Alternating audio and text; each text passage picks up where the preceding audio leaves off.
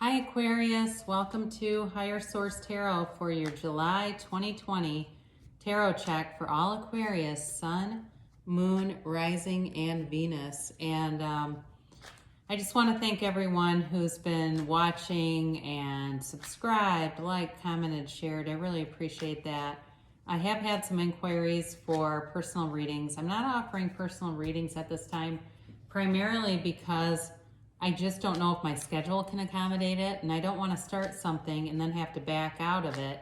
I really want to make sure it would be sustainable if I was to be available for that. And it's sacred to me, all right? I don't play around with this. I take it seriously, and I'm here to offer you what I can. But in any event, if I change on that, if something seems like it's more open, there's a door that opens, I'll let you know, okay? I'll post it. And if you're new here, I'd love to invite you to subscribe, and if you tap the bell, you'll be notified when new videos are posted, but I do post basically every week, so if you don't like notifications, check back. All right, let's get some guidance here for Aquarius, please. Guidance for Aquarius. Sun, Moon, Rising, and Venus. All right. Wow, that was kind of tricky. Let me just give it one more. All right, cards just felt a little sticky for a second. And it is getting humid, so one never knows, right? Is it spirit or is it the weather? All right, your current position, you've got the Seven of Wands, and it's interesting. Its immediate influence is the Three of Cups. Your destiny, I swear to God, I've had the destiny of the Lovers like 3 different times in these. Your distant past is Judgment. More recent past is the Ace of Wands. The Six of Cups is coming towards you. You are represented by the Moon. Person around you is the Knight of Swords. You got the Four of Wands as your hopes and fears. And oh God, interesting. You've got the King. My God, this is really crazy. You've got the King and the Queen of Swords, okay, as the outcome, but then you also have the Ten of Pentacles here as another clarifier. What an intriguing reading you guys have. Well, I'll tell you right off the bat, there's definitely a reconciliation here for somebody. And the person, whoever this is going to be very persistent, all right? You've got the King, the Knight, and the Queen of Swords involved in this. So be aware of that. You definitely have fire energy. So Aries, Leo, and Sagittarius, but you also have Gemini and Pisces here. So some of this might be, as we get into this, it may be, part of it might be, are you feeling a little indecisive on something? Because you've got that kind of watery Pisces energy around you, and they can be very indecisive. So be aware of that, because it does feel that way. But what I do like with the outcome too for you is being in your own personal power. You've got a momentum there, and you've definitely got clarity, all right? So, right now what I'm seeing here is with the Seven of Wands, this is definitely about elevating yourself above a conflict. If you've had that for a while where there was something where it just seemed like it was a never-ending stream of problems, it really is about taking the higher ground and navigating. But that's Aquarius strength too, is finding out-of-the-box solutions. And so there's this part of you, it starts to feel familiar, doesn't it? Where it seems like there's this never-ending stream of you being confronted with problems and navigating, then finding solutions. And it brings great relief for everyone around you. Okay, with the Three of Cups, this is celebration. Now, this can also be a reunion card. So, and you've got it again with the Six of Cups. I mean, the cards don't lie, folks. I can't deny that those are here. So there may have been a relationship that had a lot of issues that ended. There was definitely a decision made here, because that's also in the cards. But there's a soulmate connection. There is a connection here, and it's hard to deny that exists. Now, for some of you, you may have something new coming in, and the person's very, very persistent. And there's a part of you, because of past relationships that you may be slow moving on this. You may not just go full force ahead. So be aware of that. But they definitely are coming in hot. So your destiny here, you've got the Lovers, and there's a couple things with this card. You know, it's definitely about a choice. It can be, but it's also really about a match made in heaven, that your destiny is really finding that ride or die, that best friend to go out to dinner and movies for as long as you both shall live. You know, it's that kind of energy where you like groups and you like to be around, you know, parties and that kind of stuff, but there's a part of you that has a very instinctive component that wants that family, wants to have stability that way, and that really is your destiny. Okay, this is you know, there's love here, there's real love here, and even if you've been hurt before, it's possible to love again, and it's part of your life map. So in the past here, you did have some kind of decision made and it affected people. But there's freedom in this too, and there's healing. So you may have had some time where you spent healing, recovering, looking at things from a different angle, being willing to see things in a different light, being willing to even see people in a compassionate way, people that, you know, maybe you were raised by somebody who was abusive, but you look at them now and see, you understand it better, you know, like, not that there's an excuse for that, but like, I see that they were never really shown love. And for whatever reason, call it grace, you were shown a way out of that. So where they repeated a cycle, you didn't. But again, this is in the past, and it's like really getting wisdom, true wisdom, and a real sense of understanding the universe, understanding how life works, and really being able to call things into you, you know, with open arms, calling into you the things that are really your heart's desire. So in the more recent past, you've got a new opportunity here, and so some of you may have, with all of this kind of problem-solving stuff, been able to catch some attention, you know, and it's bringing you in new prospects, all right? New prospects, and I mean that from a financial sense.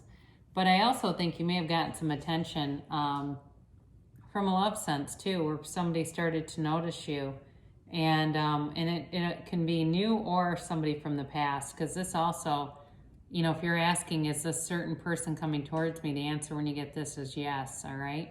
And this can also be an apology, somebody extending an olive branch, and that's where I feel like some of these reunion cards come into play here.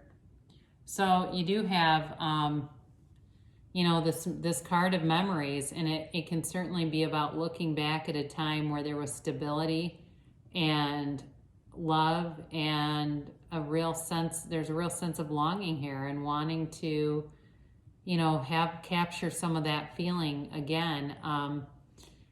And it, you know, it's a time of sharing emotions, right? So you've got this, I think technically in the card, this is technically a little person. It's not actually a child. This is a child, but this is technically a little person, like a dwarf. But anyway, well, these cards were made a long time ago, okay? So anyway, but you know, he's giving her this cup of flowers, and there's a reciprocity here. So for some of you, there may be somebody who comes from the past. Maybe it wasn't really a dating relationship, but it's somebody who's from the past, who's aware of you and you're aware of them. And they're coming in to make a move. They're interested. This also, as far as work is concerned, there could be somebody too who's aware of you through work, that's interested in making an offer too, in getting you to come over to them. That's also a possibility with this. So you're represented here by the moon, and again, like I said, you've got some indecision going on, and just not being totally clear on what the next right thing is to do. But the good news is it's coming, because the King of Swords makes decisions very easily, and so does the Queen of Swords. So any indecision that's kind of swirling around you, I think it's going to be cut right through. You know, there's clarity up ahead. You know, and for you too, this can also be a time to manifest, you know, to look at what are you creating around you, and are there things that you need to shift in terms of your point of attraction. And I'm talking even on the most mundane level. If you get up and you open an email that you don't like, I had that happen to me today. I opened something I didn't like, then I opened something else I didn't like, and then I meditated, and then from there on out, it's been great messages all day. It was my own point of attraction. I kind of woke up and went, what did I do? What do I need to change? So here you go. This is the energy around you, the environment, or a particular person. And they are, like I said, they're coming in hot.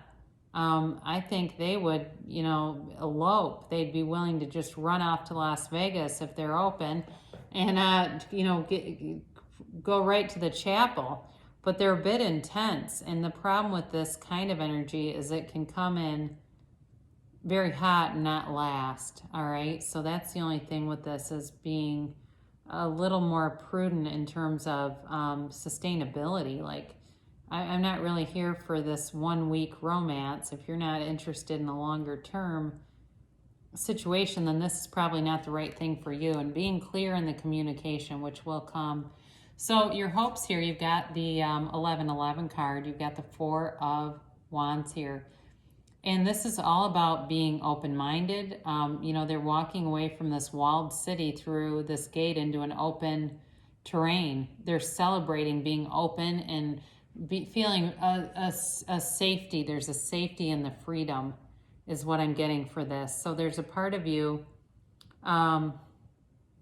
that, you know, ultimately, you know, wants this lover's union, but wants it to last, wants it to be long-lasting, wants it to be stable. I mean, you have 2 with a clarifier here. You've got this 10 of Pentacles, and it's this family, right? And there's safety in this family. There's, you know, the parents protecting the child, and the dogs kind of sniffing around this guy and inviting him in. And there's a protective air with this, and I do think it's related to this Lover's card. That it's really about having boundaries in relationships, having that feeling of safety and security in a relationship. So, I mean, that's a very important part of any relationship, is to have boundaries, and, you know, especially where other people are concerned. So it's very rare to see these 2 pop up together in order like this. And it's important to note, because in tarot, the cards are all in order, right? And these get shuffled, you know, I mean, my God, relentlessly. So whenever 2 cards appear together in a reading, it is a sign that it's important to pay attention to them. And what is the guidance of these cards? And I think it's a couple of things. One is these 2 are very stern. They're very stoic, and they are cutthroat. Okay, they can be. They're good in terms of clearing out the indecision. That part will benefit you. But in terms of a relationship, there's a softening agent that needs to be here. There needs to be some softening around those edges.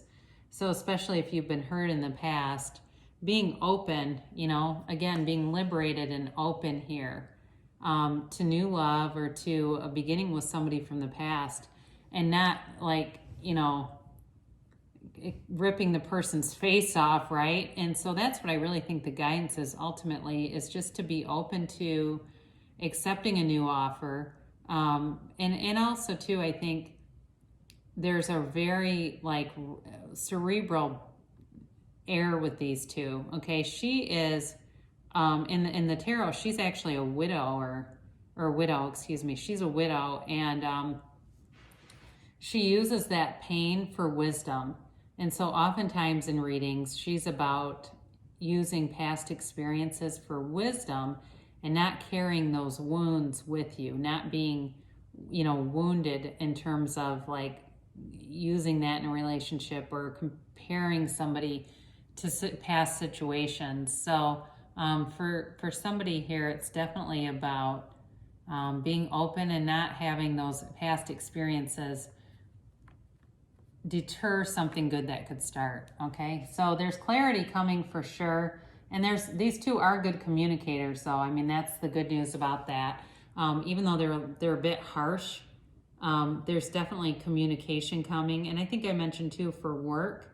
I do think in the part of the reading that has to do more with work, that will be good because it'll be very clear, and they're honest. Okay, so what's offered to you is what you'll get. There won't be a lot of BS around it where you're questioning, is this offer legitimate? Because sometimes that happens, right? Where somebody puts out an offer and then the commissions and stuff don't work out. So let's close with an oracle card to attract more love into your life. Rest and relaxation is essential. We all have a fundamental need to take a break. So definitely self-care, okay? Self-care will attract things into you, positive things. And then we'll close with Louise Hay, Life Loves You. I trust the guidance of the universe. Trust that everything you need to know is being revealed to you in the perfect space-time sequence. Interesting word choice since we talked about the king and queen being in sequential order. Everything is in perfect universal timing here for you, Aquarius. So I love you so much, and I'll be back again soon.